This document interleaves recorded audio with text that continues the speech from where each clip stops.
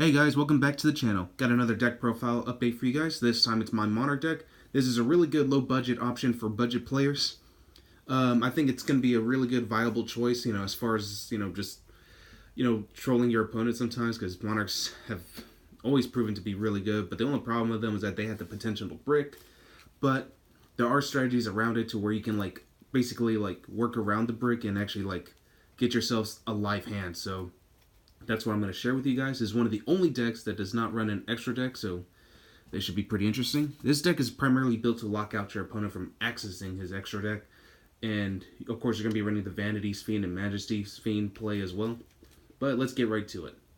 Starting off, you're going to be playing 3 Erebus, the Underworld Monarch. This guy has an amazing effect, one that does not target, and now that Cosmos are a viable option to play now, this is actually a good matchup against Cosmos.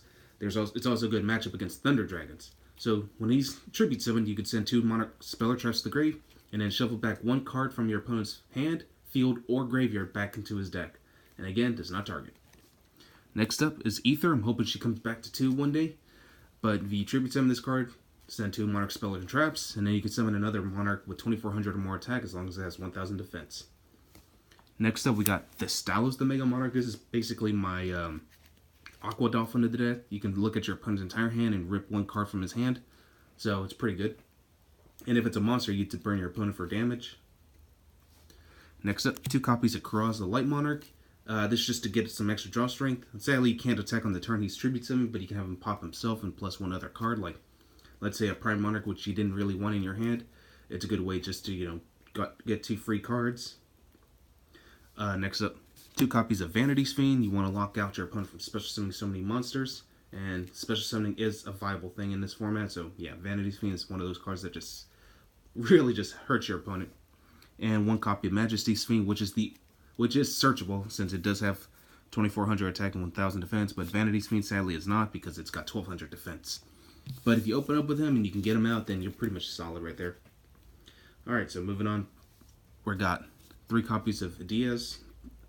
When this card's summoned, you can special summon another monster with 800 attack and 1000 defense, which your primary target's going to be Eidos.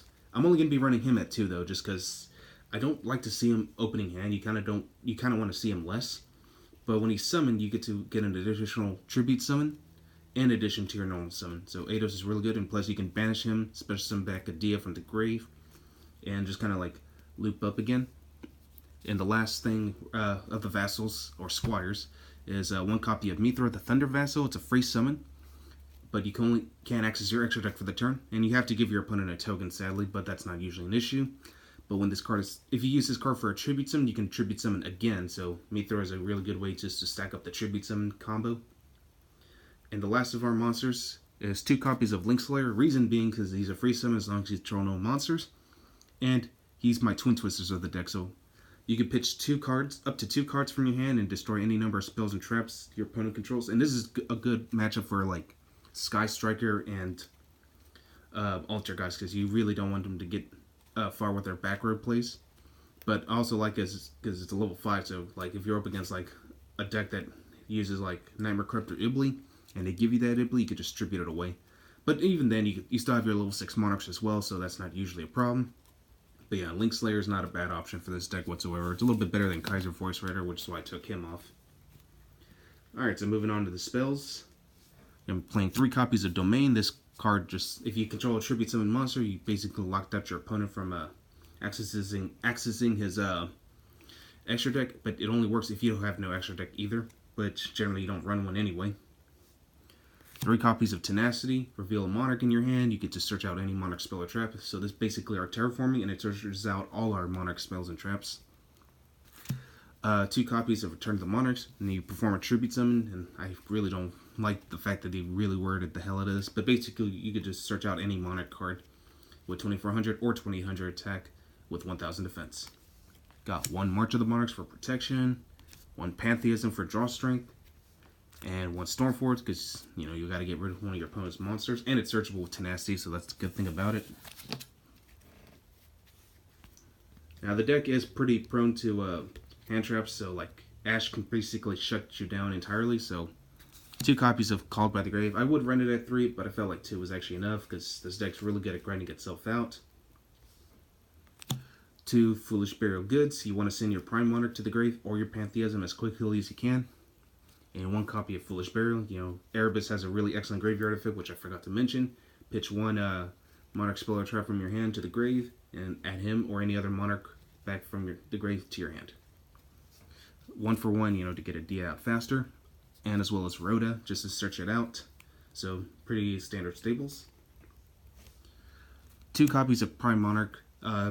It's a trap monster, so it's a free summon as long as you banish 1 Monarch spell or trap, and it's easy tribute fodder. And 2 copies of the Monarchs Erupt. It's basically the skill drain of the deck. As long as you control a tribute summon monster, or only tribute summon monsters can activate their effects. So, yeah, it really just locks out your opponent from really doing anything. So, Monarchs Erupt, definitely a great card. Alright, so moving on to the side. The only 2 monsters I have on the side are Ryza, the Mega Monarch, which just bounces back. 1 Caius, which banishes. And if it's a dark monster, you'll not only get to inflict 1,000 points of damage, but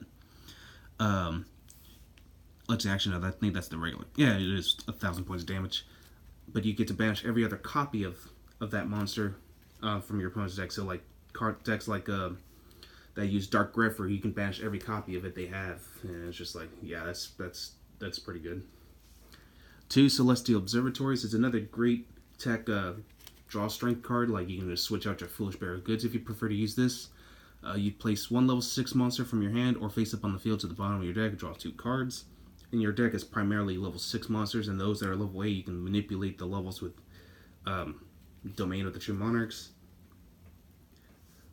3 Shared Ride, you know, against like search heavy decks. 2 Mind Crush, same ordeal, you know, anything that's search heavy, you want to use Mind Crush against that.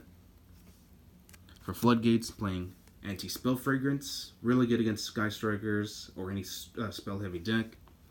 And 3 copies of Rivalry of the Warlords. This doesn't really hurt your deck too badly, mainly because like half of your boss monsters are Fiend attribute or Fiend type. I'm sorry, and Rivalry of the Warlords doesn't really do anything to you. So as long as you have like cards like Vanity's Fiend and Majesty's Fiend, you're pretty much golden right there. Like your opponent's really not going to be able to out your board that way.